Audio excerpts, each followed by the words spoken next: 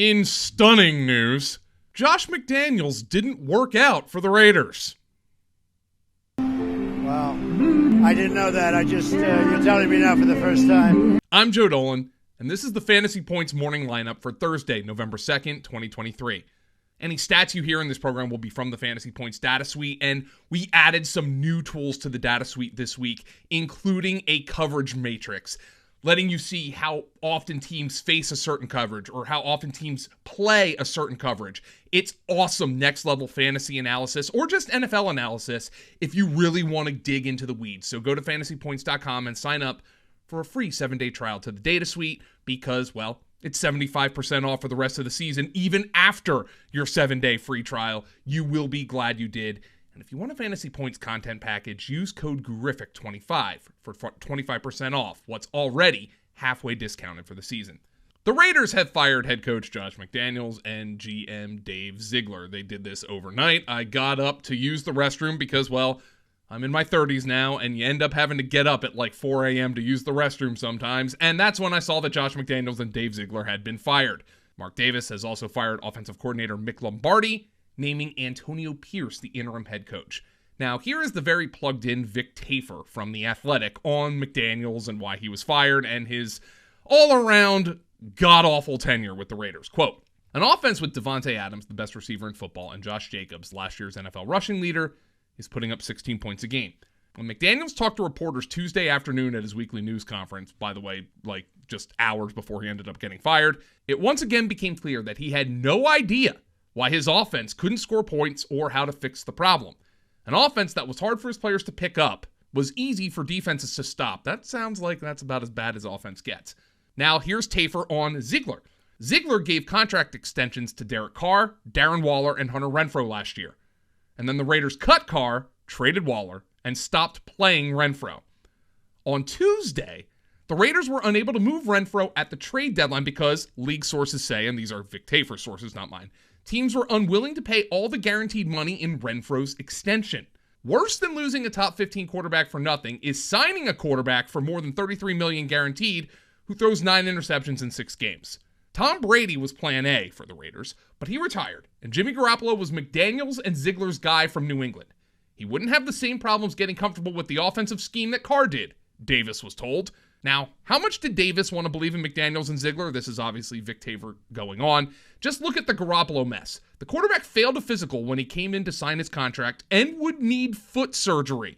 At least he gave Derek Carr a shot before moving on from him like he did with Jay Cutler in Denver. But there is no way this dude is ever going to get a shot in the NFL again. And it is staggering to me, after 12 years of not having a head coaching job, that Josh McDaniels would see the mistakes that he made and determine that it was not he who was wrong, that it was everybody else. Josh McDaniels, good riddance. Mark Davis never should have hired the guy in the first place, but at the very least, he's willing to eat money to get rid of him now. The Raiders are going to be in the market for a new quarterback. They're going to be in the market for a new coach, obviously. And in the offseason, they're going to be open for business. I have to imagine Josh Jacobs, once they have a new general manager who they actually trust to trade somebody, and maybe that's why Davante Adams didn't get traded at the trade deadline. I have to imagine Josh Jacobs, Davante Adams, all these guys are going to be in play to be moved to new teams in the offseason as the Raiders finally look to rebuild. Who knows who the general manager is going to be? Who knows who's going to trust Mark Davis? But I know damn well any organization with Josh McDaniels at the head of it is bound for failure.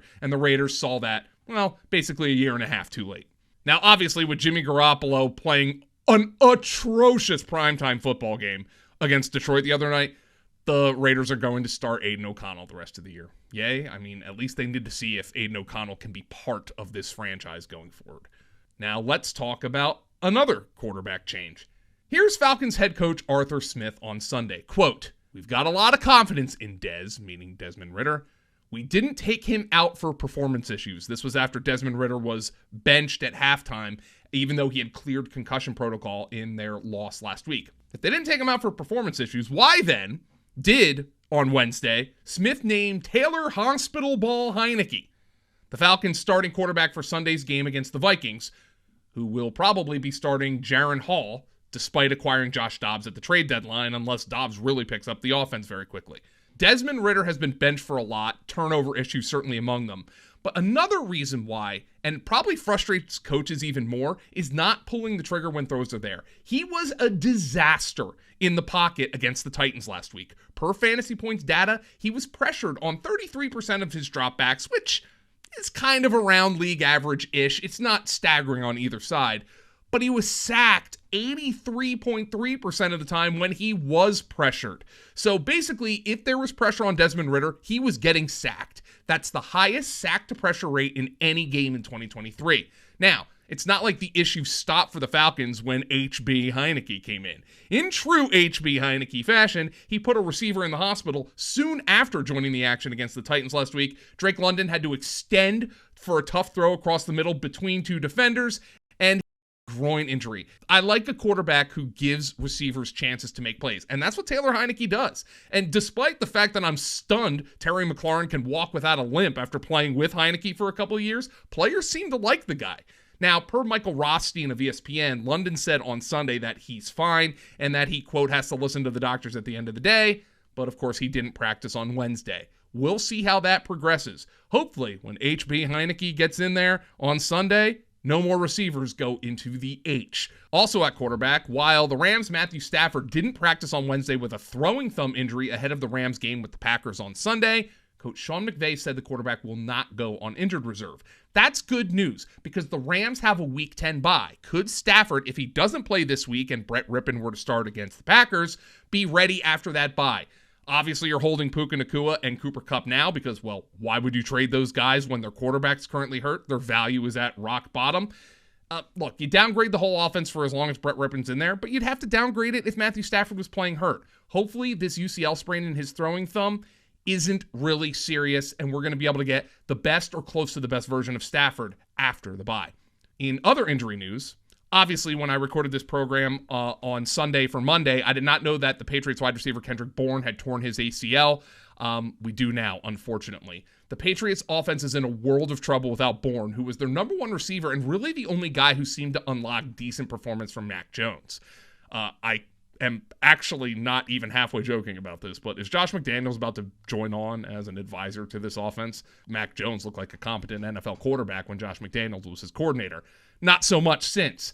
Now, their top receiver now is Demario Pop Douglas, if you're looking for somebody to add off the waiver wire, and at least he can run, but this is a league worst level of wide receivers here. Not expecting a whole lot offensively from the Patriots without Kendrick Bourne. Didn't expect a whole lot with Kendrick Bourne in there. The Giants star tight end Darren Waller admitted he suffered a setback with his hamstring injury last week and that it is, quote, potentially, end quote, a weeks-long issue. Now, given his history with hamstring injuries and how the Giants are drawing completely dead this year, it's certainly within the realm of possibility that Waller doesn't play again in 2023. And if you have Darren Waller and are hoping for him to play again, I mean, I'm not saying that that's completely unlikely. I'm just not sure I would count on it.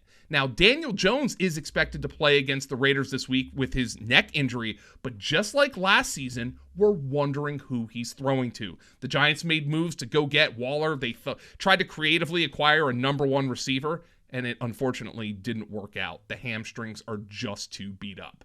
Texans running back Dameon Pierce didn't practice on Wednesday with an ankle injury. Now, plugged-in Texans beat writer Aaron Wilson said Pierce's status is truly in doubt as of today. The Texans, unfortunately, last week worked in a third running back. We don't like when teams work in a third running back. We can deal with two. But if Pierce can't play, and even if Mike Boone gets worked in the backfield, I would think that Devin Singletary has an opportunity to be an RB2 this week. Cardinals running back Amari DiMercado did not practice with a toe injury on Wednesday, something that kind of popped up, but we'll see throughout the week. We don't know who's going to be in the backfield for the Cardinals this week in a tough matchup with the Browns. We don't know who's going to be under center for the Cardinals this week in a tough matchup with the Browns. Kyler Murray is practicing in full, but they might take another week to get him ready to start. Maybe they don't want to throw him to the Wolves when Myles Garrett's across the field. That's understandable. But is Clayton Tune going to do a whole lot better in what would be his first NFL start? Not expecting a pretty offensive performance from the Arizona Cardinals.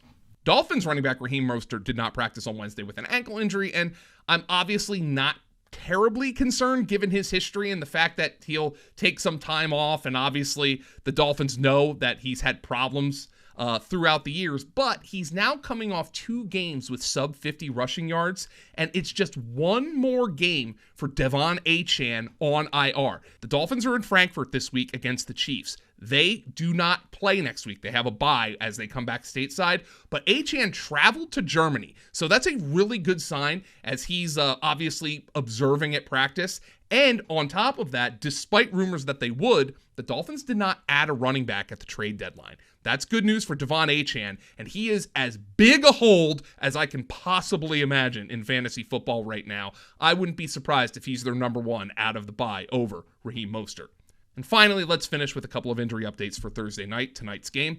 The Steelers' Kenny Pickett will play through a rib injury. I can't imagine anybody having any confidence in him from a fantasy perspective, given that even when he's been healthy this year, he hasn't played particularly well. And I don't even think the books would have much of a downgrade if Mitchell Trubisky was going to have to play instead of Kenny Pickett. But whatever, I do think Pickett is slightly better than Mitchell Trubisky, so go nuts if you need him, folks. Go crazy. This is going to be a Thursday night awful football game.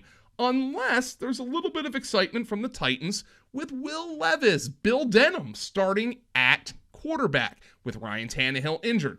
I understand why Titan fans are excited about Levis. He threw the ball down the field. They had a lot of success doing it. DeAndre Hopkins had 3 touchdowns last week, and he looked like somebody who knew what he was doing. And I always say this, Will Levis was a second-round pick for both good reasons and bad reasons. He's exceptionally gifted physically, but he was also incredibly inconsistent in Kentucky. He had a great game last week against the Falcons, but do I think that that's a guarantee that he's not going to go 11 for 27 against the Steelers? No, I don't. Nonetheless, the Titans really should be giving Levis every single snap unless he completely falls on his face the rest of the year. Unfortunately for him in a tough matchup with the Steelers, Hopkins is questionable with a toe injury. He did not practice on Wednesday after practicing in a limited fashion on Monday and Tuesday. So it's possible he's a game-time decision tonight. Tough matchup for Levis. Not the worst matchup of all for Hopkins against the secondary, but if he's limited, maybe Levis takes a step back. He could be a disappointment, and that certainly would be a blow to Levis's fantasy value. Thank you for joining me for this edition of the Fantasy Points Morning Lineup. Remember to go to fantasypoints.com. Check out the new coverage matrix on the Fantasy Points data suite. You will be glad you did. Even if you don't want to check it out, if you follow like Scott Barrett, Chris Wecht, Brett Whitefield, any of the wonderful community users who use the Fantasy Points data suite, they're probably going to be screenshotting the hell out of the thing. So I'm sure you'll see it on Twitter or whatever your social media platform of choice is.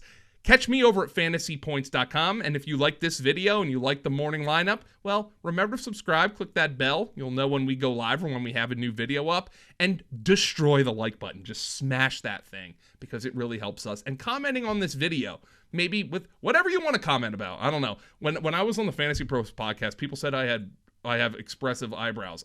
Somebody said I need to fire the guy who does my eyebrows. I don't have somebody who does my eyebrows, dude. I kind of just let them be where they are. Anyway, I'll talk to you guys on Saturday with the final injury report. Have a good one.